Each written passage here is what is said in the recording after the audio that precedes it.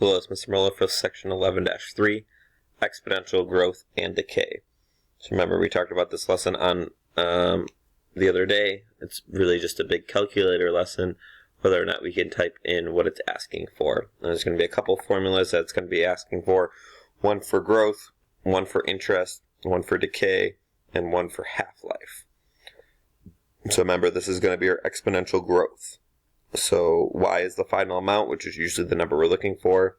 A is the original amount, and then we take 1 plus the rate. Since it's growth, we're going to be growing by some percent, and then t represents our time. So if you have a problem like this, 9,000 is what we're initially putting in, so our A, 7% is going to be our rate, and our t is going to be 15 years. So we're typing that into the calculator. So if we invest $9,000 at 7% for 15 years, we should end up with about $24,800 at the end of those 15 years. So really just typing into the calculator and see if we're doing it correctly. Here's another one. So if we start off with $1,200 at a rate of 8%, and we invest this money in 2000, and we want to see how much we're going to have in 2006. So now our t is going to be from 2000 to 2006 as 6 years. So our A is that $1,200 we're investing. Rate is 8%, and then 6 is our years. So that $1,200 becomes $1,900 after those 6 years. Okay, the other kind of problem was compound interest, which is kind of the same thing. So P is our principal, or the original amount, kind of like the A. R is still our rate. N is the number of times it's compounded, which is the big difference here. And we could have 3 different compounds. So it could be once a year, so annually, it could be 4 times a year, quarterly, or it could be 12 times a year, monthly. And you'll see that we have multiply by NT at the end there as well. So here we have, a compound interest to model $1,200 invested at 2% compounded quarterly for 3 years. So our principal is $1,200. Our rate, you'll see, is 0.02, so 2%. Our N, since it's quarterly, is going to be 4 times a year. And then our T will be 3 years, so that's going to be raised to the 12th power. So if we invest those $1,200 at 2% after 3 years, not going to end up with a whole lot more than $1,200. It's going to be $1,274. Here's another one. We're investing $15,000 this time. 4.8%. This time it's compounded monthly, so that's where that 12 comes from, where the N is.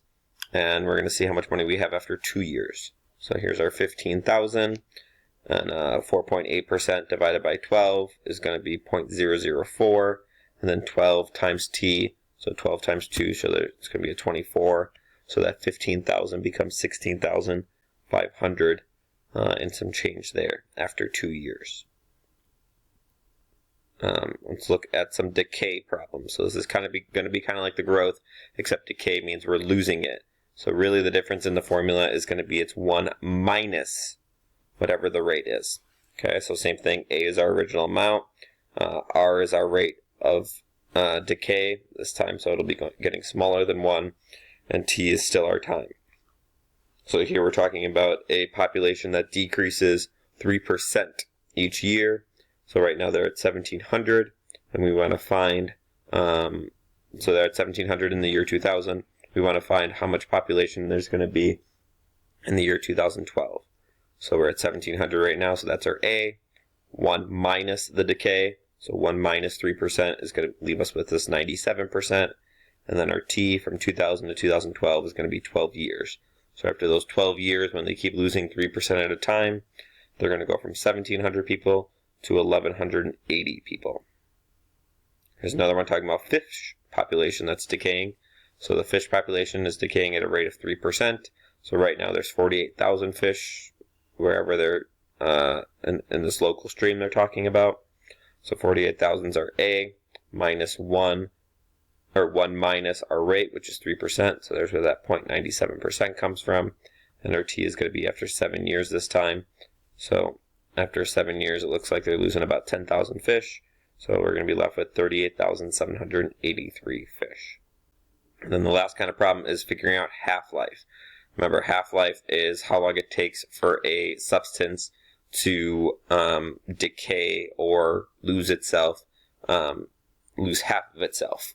Sometimes half-life is seconds, sometimes half-life is hundreds of years.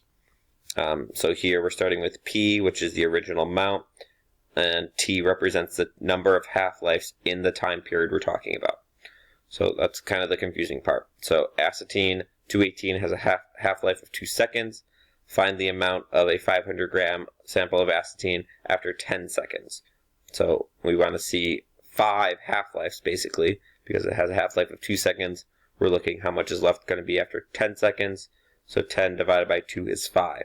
So kind of confusing that T in our equation isn't going to be 2 or is it going to be 10. It's going to be 5 because there's 5 lives in those 10 seconds.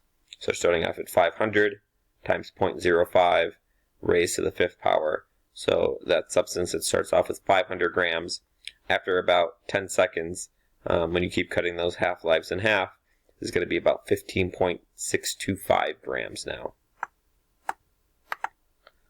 Kind of the same thing. So half-life of 2 seconds, we want to know how much is going to be after 1 minute. So now 60 seconds divided by 2 is 30, and kind of the same formula there. So 500 times 0.05 raised to the 30th.